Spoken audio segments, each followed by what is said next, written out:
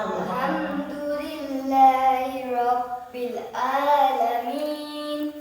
গ্রামের ছোট্ট একটি মসজিদ প্রাঙ্গণ আজ যেন এক ভিন্ন আনন্দে মুখরিত। ঈদের খুশি ভাগাভাগি করতে এখানেই জড়ো হয়েছে এলাকার ছোট্ট সোনামণিরা।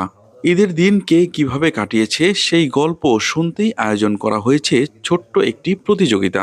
নতুন জামা কাপড় পরছি, বাবার কাছ থেকে সালাম এনেছি, তারপরে ঈদগাহে গেছি, বেশি কিছু নিয়ে শুধু চটপটি খাইছি। আর প্রতিবেশীর কাছে গেছি, সবাইকে দেখছি, সালাম এনেছি।